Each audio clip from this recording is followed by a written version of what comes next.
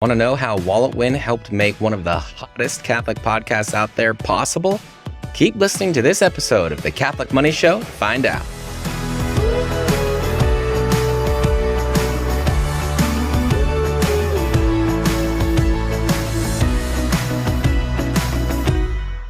Hey, real quick, I just want to pop in here. If you are listening or watching this the week we release it, we've got a free webinar, a training, a session, whatever you want to call it, coming up this week on Thursday. So Thursday, September 12th, join us at 9 p.m. Eastern, 8 p.m. Central, 7 Mountain, 6 Pacific, etc., etc. And we are going to go through our brand new workshop, how to budget, pay off debt, and save in any economy. So check that out. You can join us. Sign up for your free seat at walletwin.com/webinar, and that will get you inside. So again, that's this Thursday evening at 9 p.m. Eastern for how to budget, pay off debt, and save in any economy. You are not going to want to miss this. Now, on to the episode. How did we, Amanda and I, help launch one of the coolest and neatest and best, most inspiring Catholic podcasts around? You'll find out in this episode. And that's right. We are going to share with you an interview from our Catholic Money Summit, where we interviewed the creators of Saints Alive. Now, if you haven't listened to this thing yet, you've got to. It's radio theater of the saints. I guess it's for kids, but really anybody can love it. Anybody can listen to it. I know plenty of my friends who listen to it, even outside of with their kids. So it's really great. I think you should check it out. You can just search Saints Alive anywhere you listen to podcasts and you'll find it. So we sat down with Alex and Melissa, two of the creators and founders, to talk about their personal finances and how understanding that, getting that in line, made it even possible for them to say yes in faith to what God was asking them to do, asking them to start. And it all started when they started going through the Catholic Money course. So it's very exciting. We want to share this with you. And of course, if you like this interview, there's plenty more waiting for you over at CatholicMoneySummit.com. Grab a ticket, grab your way in there and check them out. And if you love it, you can get the all access pass and see even more. So again, this is how we help start Saints Alive away. And again, if you are watching this week, we've got that free webinar coming up, how to budget, pay off debt, and save in any economy. That is Thursday night. Join us at walletwin.com/webinar to save your seat before they all go away. All right, on with the episode.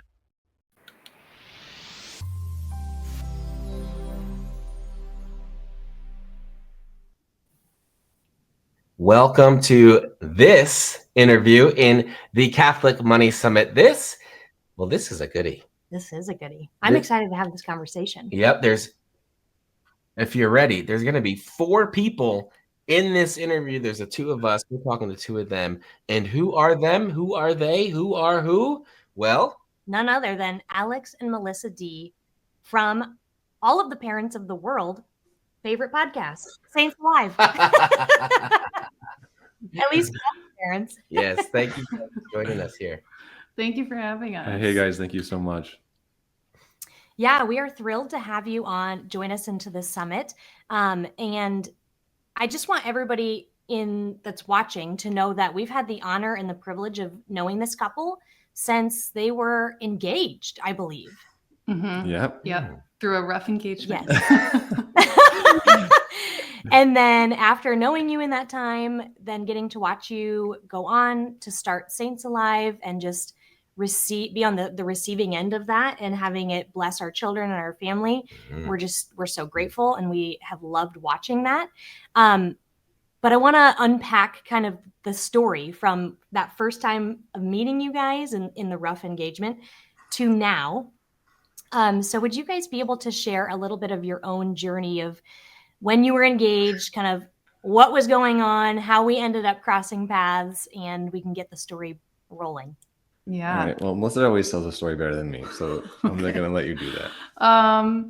We were completely in love and completely stressed out with wedding planning. I had moved out to LA because Alex was doing acting and filmmaking. I'm a nurse, so I moved across the country to be with him. And I think we were going through our wedding budget when I was like, well, we should really go through our budget too, because we're going to have to be merging our finances. And I was like, no.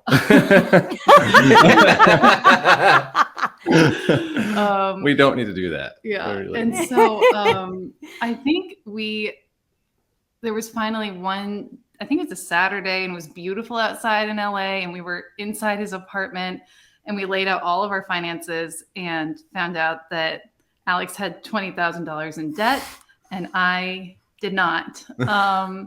And it was a wake-up call because we had a lot of bills coming for our wedding, and we knew we wanted to start a family, and I didn't want to be in LA, and it was just like a lot of pressure and stress. And it took about like one fight for me to be like, what was the name of that couple? What was the name of that couple? We need help. And so I think like the next day you were like, okay, there's this couple. They went to my college. They have Jonathan was the focus missionary at my school, my university, and they do money stuff. Well, I was like, they're like their help. Dave Ramsey, but Catholic.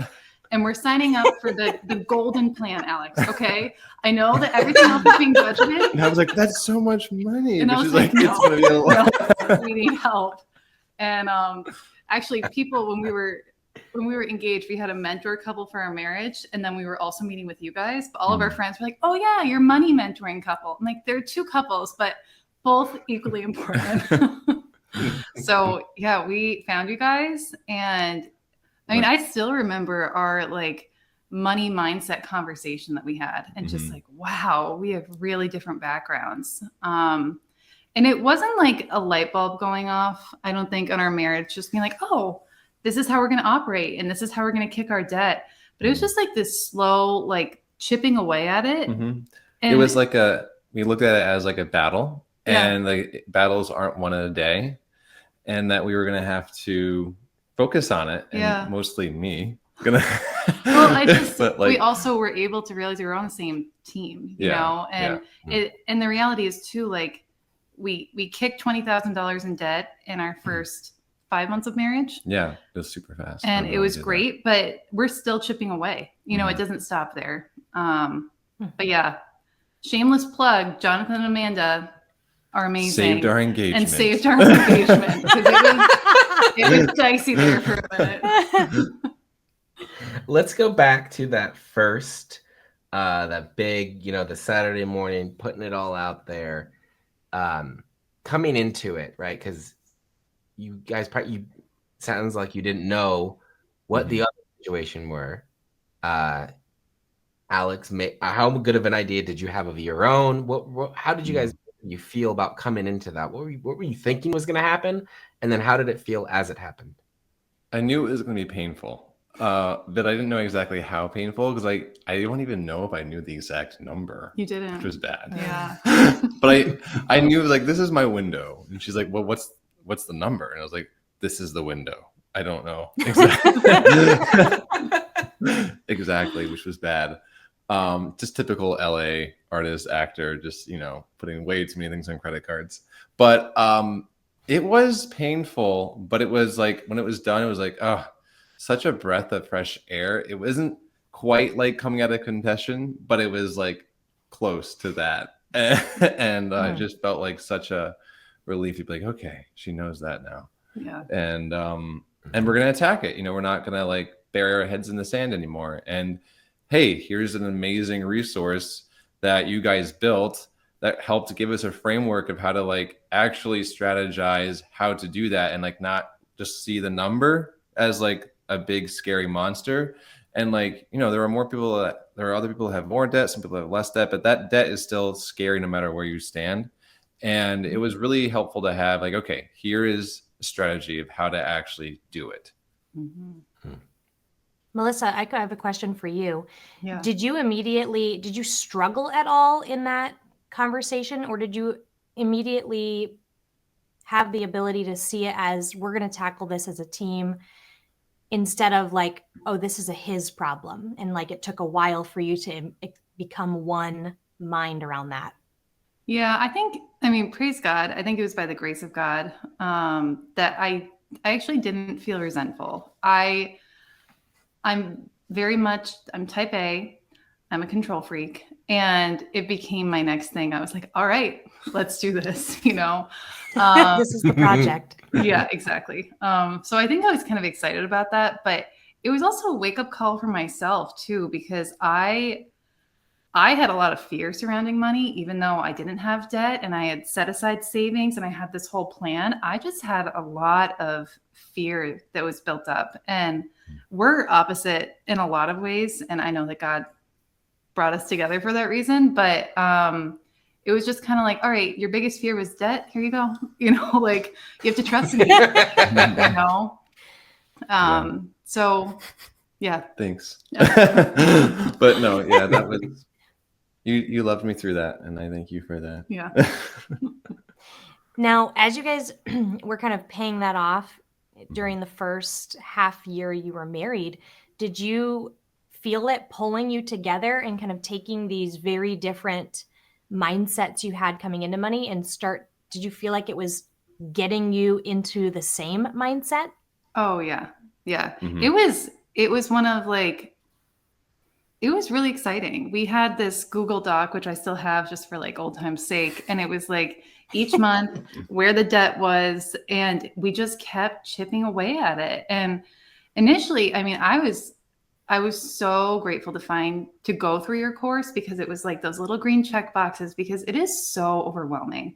Like my like everything in me was like, we can't go on any date nights, and we have to cut our budget for the wedding in half. And like really, and but the reality is like, you know, we were engaged, like we needed to like foster our, you know, engagement relationship. We still needed date nights, you know? So, I don't know, your course, you just take it from the top and you're like, okay, start with your money mindset. And then you just keep working your way down so it's manageable. You know, you're not just like, you don't have to do everything at once, because it's just not reasonable, you know? And it's like a journey. Like you're always learning how to get closer to being on the same page about like one on everything, which is still like, you know, I think now we just have a better way of working through like, okay, like, hey, where are we not on the same page about this? And like how to actually do that with finances, which is a difficult thing to do. I mean, we know a lot of couples that they kind of just operate like in the dark with this stuff, and it's scary. But like, you know, we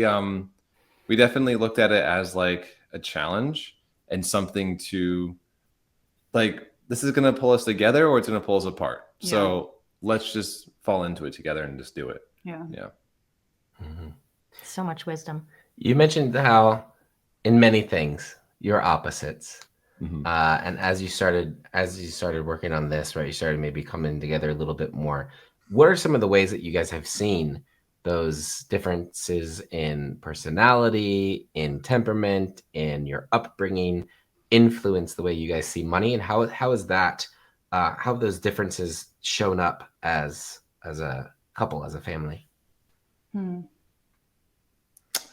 Well, I'm a morning person.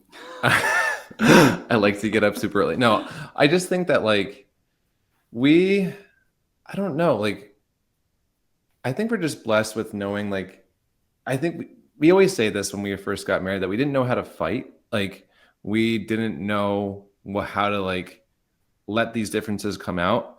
And it's been just a slow process of doing that. But I think like one of the main ways that we see our differences and how we've, you know, moved past them is this is one of the main areas that we were just like total opposite, because I just didn't want to think about this. Like I didn't want to have any stress or anxiety about this. And so like I viewed that, like, I think this is bringing up a good thing. So I like to put things off to the side and just like kind of walk past them. And Melissa likes to like figure out like, no, like, what are we like walking past, and then put them directly in front of our faces to kind of be like, what is this? Like, why is this here? Why is this here? And I do it. So I do it in different ways, but like this was something that I definitely realized I was trying to put off to the side and not deal with right away. And Melissa just doesn't do that. Like you are very much like, if there's something that she's sensing, it's being dealt with right now. And I'm like, well, can we just do that tomorrow? Like, can we do the fun stuff now and then we'll deal with that? So that's one of the main things is that I like to just kind of put things off to the side and do the fun stuff. And you like to not do the fun stuff. No, you do like to do the fun stuff, but you're very much like, we're going to do this work first. Yeah. And I have a good work ethic, but you beat my work ethic by a lot. I don't know about that. Well, not all the time, but some.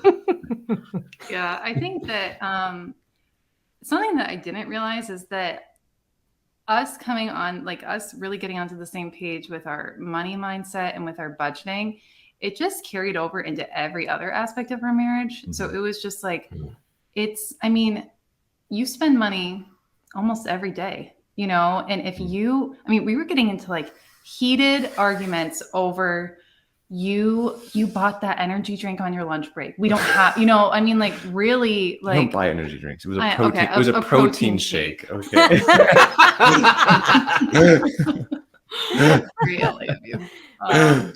And I think, it was brutal just learning how to communicate about this and, just like not taking it personally too, and just looking at this objectively. And for me, like also realizing just like my grasp on control with money too wasn't healthy either, so it just really carried into every other aspect of our marriage. And we just continually were really different.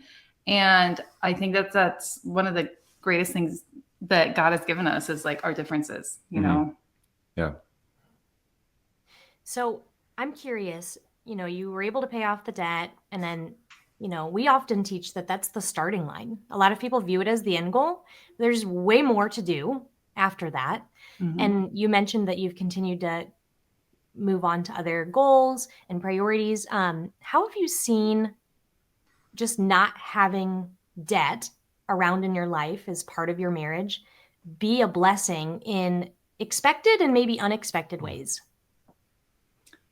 It's been huge. Mm-hmm. I think I always come back to financial freedom. And you guys talk about this a lot, just what it really is, like financial freedom, not just being like, I get to swipe that credit card whenever I want, know, but one of the biggest blessing, is letting us be generous with, other people around us. And I think, the biggest thing is just being able to answer that call that God put on our heart to start Saints Alive. And I never would have gone for this if we weren't more than on our feet financially, because we had to, we kickstarted the project and it was coming out of our funds to start this. And it just gave me that freedom and that like clarity that I wasn't constantly thinking about that number that we were in debt, because we had started saving. And we knew,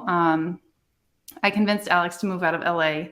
If I told him that if he got me out, I would help him continue his career in acting and filmmaking. And I didn't know what that was going to look like. But yeah, the reality, we never would have started this podcast and really taken a leap, with if we hadn't been on our feet.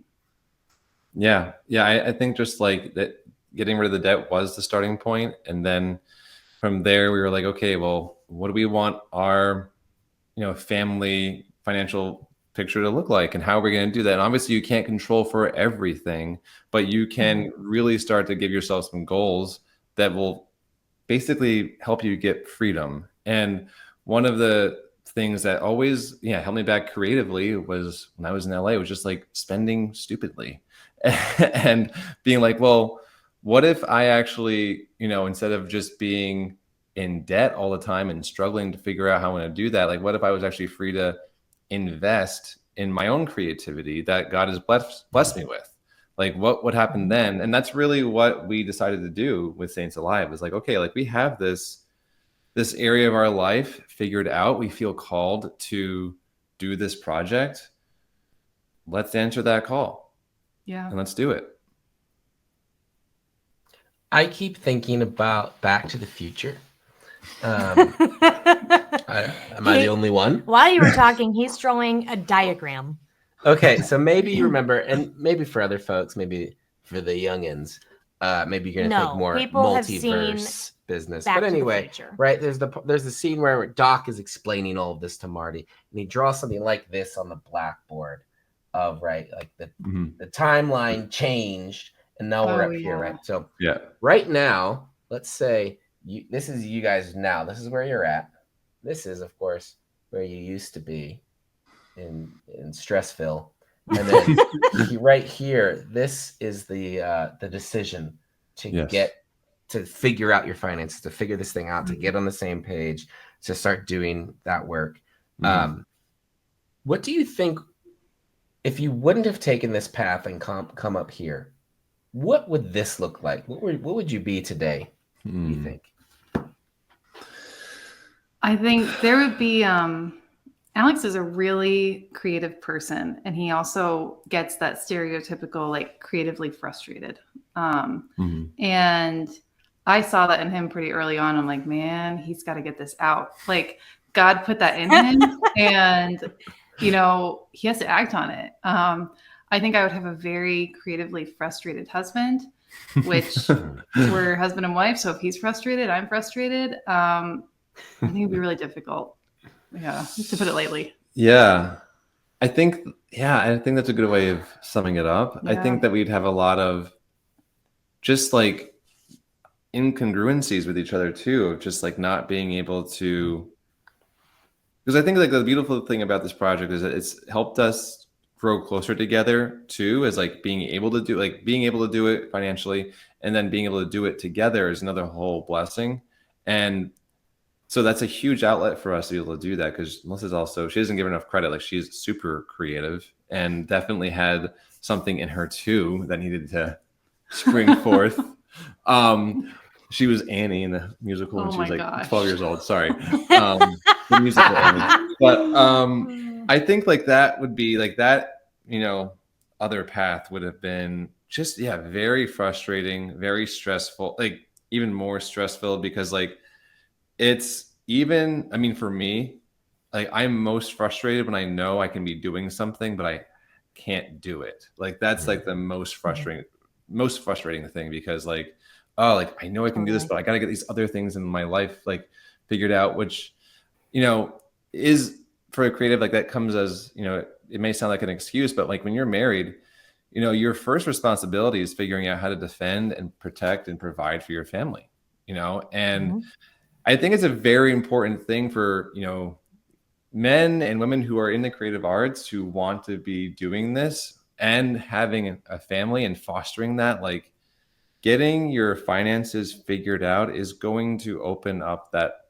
upward path, you know, and it's a sacrifice. Like God's calling you to make that sacrifice to figure that out.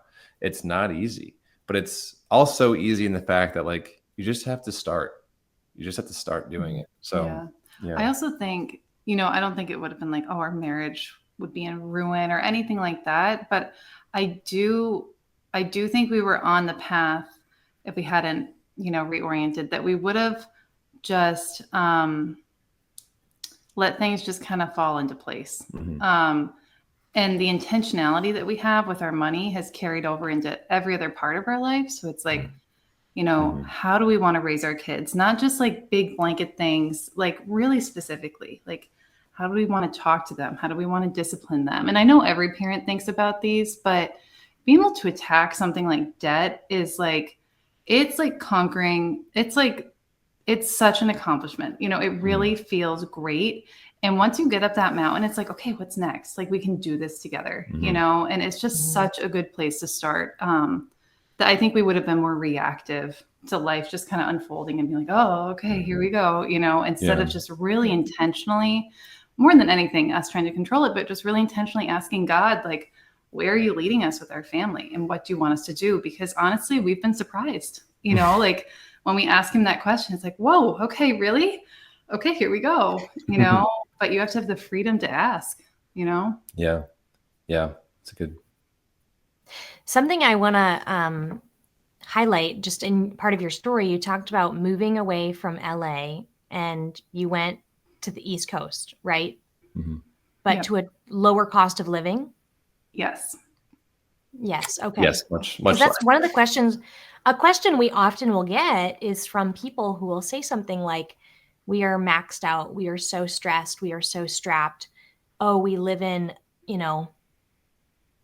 the DC metro area. Oh, we live in New York City. Oh, we live in the Bay Area. What do we do? And oftentimes, we say that sometimes they could engineer it a different way, but not to overlook that maybe you could give a more generous yes to God if you relocated to a lower cost of living area. And I know that can be really scary. Was that frightening for you guys as you did that? I mean, for us, so all of our family's back here. So that was a huge pull for us. But LA it was not sustainable at all. No. I mean, we were there and, we had a double income because we were both working and we kicked the debt. And then we had our first son, James. And I was like, we got to get out. Like, we're going to run out of money because it's unbelievable. Like the gas, the food, the apartment, and we were living, kind of like below our means, trying to, keep saving. And We lived in a 300 square foot apartment. we lived in a 300 square foot apartment. For the first. They make them that size? Yeah. Yeah, the landlord was like, "Are you guys sure?" I forgot about that. We're like, "Yes, it's below our means. We need to save money." Yeah. And that's how we kicked debt. Yeah. It was rough, It but was it was also Okay. worth it. Yeah, I think this is related. Like you have to figure out the areas where you can flex the sacrifice, and it's always painful to flex that sacrifice. Like we had to, live in a 300 square foot apartment. We did have to end up moving, and that was painful, but it was necessary. And I think that like something that's not to overlook too is that I think for the millennial folk, living near family is super important. And I didn't know that until I did it, especially when you have kids. Living near family is super important. And so, if you're living, so if we had family out in LA, that would have been different. We would have had help. We would have figured out things out. We didn't. But that is something that we really felt called to figure out. Like, okay, we need to be closer to family because that's support, that's help. When you're raising a kid, like you want your extended family close by, and that's something you can't really put a dollar sign on. But it helps in so many respects. And yes, it does definitely help financially because you can have, you're not always paying for childcare. Free babysitters. Mostly. Using them tonight. But yeah, I definitely think that, for millennials, like, don't discount your family. If you have to move closer to them, it's something you should definitely consider. And it is painful. Yeah. It is painful. Like, especially like I was moving out as an actor. I just got my first pilot job. And I was like, oh my gosh, like I worked so hard to get to this. COVID hit. And so it was just like, well, I guess I can't do this right now. And I had to make that sacrifice for my family, and God he's already over provided from that sacrifice. But yeah. I do. I think just back to like relocating. I think when people are moving, you hear like school district, commute to work, good church, good community. And it's like, can you afford it? Obviously houses are always going to be expensive. It's always going to be an investment, but like the overall area, can you afford it? And if not, then maybe you're going to have to sacrifice like, the great school district for, a great church community in a place you can afford. Just, you can't, I always think about finances. Like there's that phrase when you're in college, like you can either have good grades, a social life, or sleep. Or no, you can only have two of them. And it's like, you can't have everything. And it's like, you've got to make your choices. You've got to prioritize these things. And finances is really at the top because it it just affects everything else, you know, because if you can't afford where you live, how are you going to afford the school? And if you can't afford it all piles up. And I love how just even now we're on the other side of that move or that shift, and how like seemingly, you'd finally gotten this gig in like the field you were trying to get a break in, and now you're leaving it. But then on the other side, God gives you the break, and it didn't matter where you were because He did it like that. Yeah. And no, go ahead. I was just going to say that one of the things Alex was like, how will I ever, his whole thing, he wanted to tell stories worth telling. And he's like, how will I ever do this outside of LA? Nobody does this outside of LA. Like, we will. I don't know how, but we will. Figure it out. And that's just how God works, It's just better than you can predict or control. Yeah, I think it's really important to not limit the possibilities of God, with stuff. If He's calling you to work hard, He's going to figure out a way, you just have to trust in that. And if He's calling you to work hard with Him, Yeah. I also, sorry, John, if I'm just like Please, jumping in here. I want to commend you guys just on how, you had the savviness and the awareness to kind of self-start Saints Alive, and you invested your own finances and, of course, time and energy into it. Now that we've been in business over 5 years, there's many different ways people can lift a business off the ground. But we have seen time and time again that when it's your own money and your own energy and your own time, oftentimes it will lead to a great outcome. But then if somebody else gives you the money, or somebody else gives you like the seed money, I guess, to get going, we've watched it so many times just kind of fly out of people's hands and turn into nothing. And it makes me so angry because it's so unjust. And just like, not to say that a business can never receive an investment or anything like that, which you guys have done. You won the OSV Innovation Challenge, but you know what to do with it. And I love that. But just like how you didn't need to do those things. Like a lot of businesses can start with less than $5,000. Like you don't need to throw $100K on a card to get the Facebook ads juiced in order to get your business going. Like that's not necessary. A little bit of grit, a little bit of cash, and you can be off and running. And so you guys are absolutely a testament to that. Yeah, thank you. I think like that's something that I didn't even value enough when we were first starting, was just like, because I definitely before fell into the camp of like, we need to have the best stuff. Like it needs to be amazing. And like I fell into that trap in LA. It was like, I'm gonna buy the nicest camera I can get, and then like I didn't know what to do with it once I got it. I was like, oh shoot. But like it's so valuable starting simple and then building and rebuilding and then rethinking. Okay, how can I do that again better and better? And it's like doing it starting simple is like that's the key.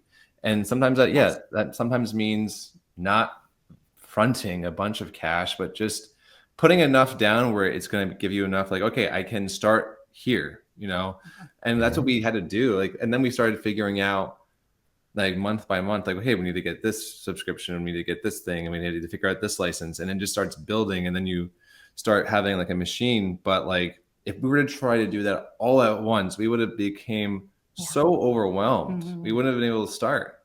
So it's important to start simple. Yeah. And just be authentic. And if you believe in the mission you're being called to, I think that shows through, I think that people can usually like feel your passion and they get excited by it, and it keeps going, God willing,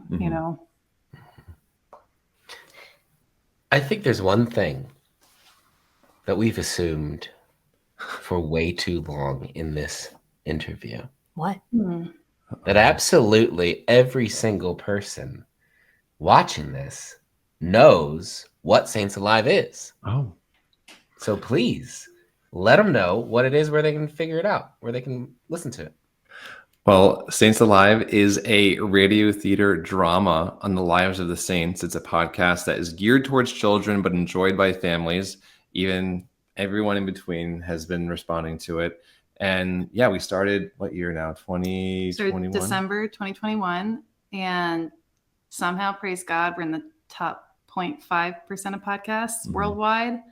And yeah, just more and more people have found us. And we have almost 30 episodes out now. But almost 30. It's like watching a saint movie in your mind. And it's been so fun to create. And Jonathan has been one of the amazing voice actors. He really does a great job. And yeah, it's been great. Yeah, our mission, like, the whole reason behind the podcast was like, I as much as said, I've always wanted to tell stories worth telling. And I've always like, I have to give credit where credit is due. The idea actually came from my mom because she's always telling me to like do saint stories on film. I'm like, yeah, Mom, I would love to do that. There are millions of dollars to do because of X, Y, and Z. They're all period dramas and like medieval times. And then I got the idea. I was like, well, why? And she's like, Alex, like I used to grow up listening to these audio things. Like, why can't you do that for saints? And I was like, that's a good idea. And so that's where it came from. But our mission is to really inspire the church with the love and faith of the saints, because like they were so incredible, and we need to know their stories, because their stories are what's going to inspire us to grow closer to Christ in very trying times. So that is what we're doing. And it's been a roller coaster. We've had a lot of saints hopefully praying for us because we wouldn't be able to do this without their prayers. And yeah, we want to re-inspire the church with the faith of the saints. Great. So what? Search Saints Alive wherever you listen to podcasts, or go to, I just heard it today, saintsalivepodcast.com. You got it. That's right. There you go. Yep. Yes. Yes. And a great organization to support with your giving. So it's even kids, our girls actually support the podcast. Yep, they are patrons. And they love doing that. We have so many kids that give their allowances. And I think there was one mom recently that was like, this actually isn't from me, it's from my kids. And I'm like, hey, they know where the goods are and they want to give and support that. But all right, so as we wrap up, we can't thank you guys enough for like, I just want to say it again that like we really like the podcast has been such a blessing, and it's an awesome project that we were able to do. But yeah, like we just really, really, really owe you guys a lot. It wouldn't have happened. I'm telling you guys, whoever's listening, it would not have happened if Amanda and Jonathan had not created their course and just, met with us with like so much. I don't know. They just like were like instant friends to us, and just really took us on. And yeah, we're just really grateful. You're welcome. Thank you. Thank you for those kind words. Very nice. Too much. All right. With that, we are going to jump into the lightning round.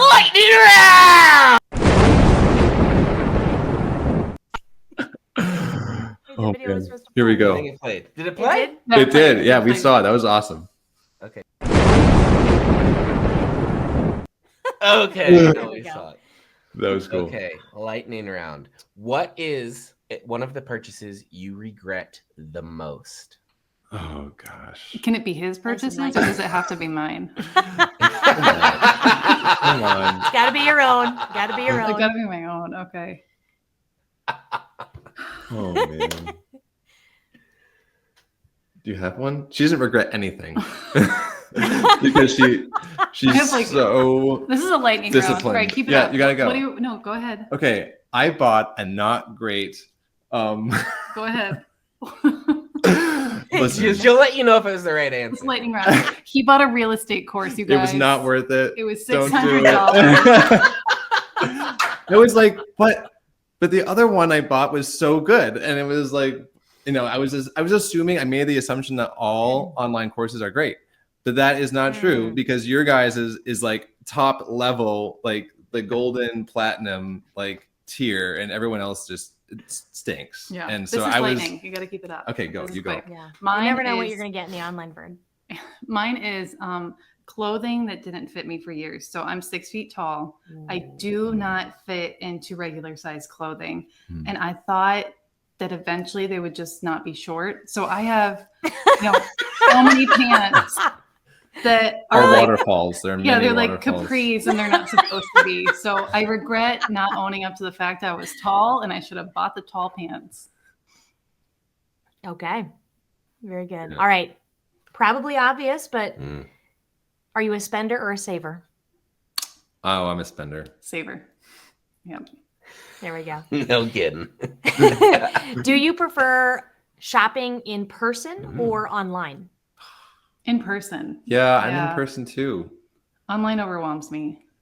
When it's time for the collection at church, do you have an envelope? Do you just pull cash out and throw it in, or do you do online giving? We do the hand it to our 3-year-old who barely misses the basket with the cash. With cash. Yeah. We're really bad. We have to get the envelopes. I know we need to be more organized about that actually. It's a huge problem among millennials, Yeah. I bet. But like, yeah, we just gotta get the envelopes. Yeah. Then you lose the envelope, though. That's Yeah. another I know. problem. First jobs for both of you. I was a babysitter. That was my first job. I loved She's it. literally babysat like every family in the town that we live in now. Like everyone knows her. And she always goes around saying that people don't know her. And she's like, oh my gosh, Melissa used to babysit me. And she's like, yeah. Anyway, my first job, what was it?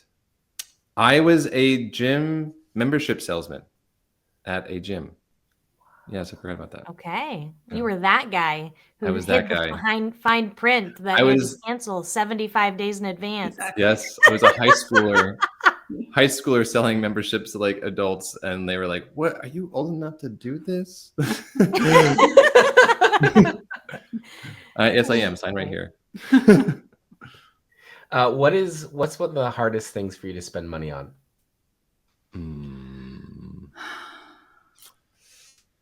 That's a good question. Yeah. Like hardest as in like, we feel like it's like No, you just like don't like spending money on You it. just don't want to do Don't it. want to spend it. You don't like spending money on food. yes, I do. You do? Okay. He bought that protein shake. Okay. This is lightning. Come on. I know. I don't like spending money. I actually don't like spending money on clothes. I don't. Okay. I like buying cheap clothes. Listen, when was the last time I bought a new piece of clothing? I buy it for you on our budget. There we go. Can I say car maintenance? I don't like spending money on car maintenance. Sure. Does that count? Ooh. I hate that. Mhm. Totally counts. Mhm. Are you trying to hint at something All that I right. should know how to maintain the car? You're good. Last and certainly not least, what money lesson do you wish you would have learned earlier in life? Oh man. There are a So lot. many. Oh man. Do you want me to go No, first? go ahead. I really wish that I knew how to value money properly. Like I'm not talking about like knowing the value of a dollar, but like understanding like this equals work. Like don't just my parents were. I love my parents. They're blessed us immensely as kids, but it was like if we just needed something, we just go ask them. And I definitely we worked really hard, but it was never like I grew up on a horse farm, and so we were always working, but it was never connected to our income. It was just like we just worked, and then sometimes we had money when we needed to ask for it. But I really wish I had that connection, that it was from the fruits of labor. Because I never got that until later. Yeah. Yeah. I think mine would be just that God never wanted us to have fear about money. And like my grasp on control, I had that from a young age. I was like, I have to keep this much. And, so I wish I hadn't had so much fear. And I think mostly just my money mindset, just orienting it towards God and trusting in him and working hard. And it does work out. You just kind of follow the steps. It's not as complicated as I thought it was. I don't want people to make it sound like I didn't work as a Alex. kid. I did. I just wasn't. It just wasn't connected directly. No. But he was mucking horse stalls. Okay, you guys. Yeah, I was. Gross. Yeah, you're throwing working harder haydos. than most people. Yeah. Yeah. All right. Well, as we wrap up, where is the easiest place for people to follow up with you guys? You can go to our website, saintsalive.podcast.com, or you can find us Follow us on social media. Instagram, Saints Alive Podcast. It's saints.alive.pod on Instagram. It's a long story. I accidentally made the name Saints Alive Podcast, and then I locked myself out of the account. And So then I had to make a new account that's Saints Alive Pod. But we can't it's a get long Instagram thing. to give it to us, so Yeah. it's lost. It's a whole thing. Of course. Of course. But yeah, just plug it in and you'll find us. And yeah, it's been so fun to do this. Very good. Thanks for joining us, guys, and God bless everybody. Thanks, guys. Bye. Thank you.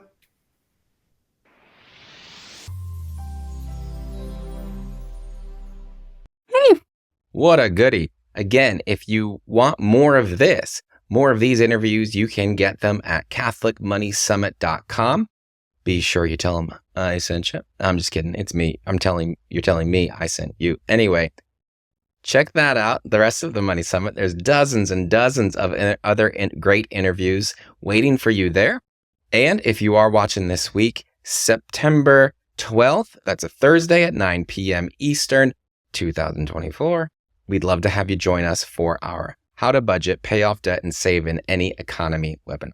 Check it out. We're going to be sharing some good stuff on there, and I hope to see you then. Till next time, bye for now, and God bless.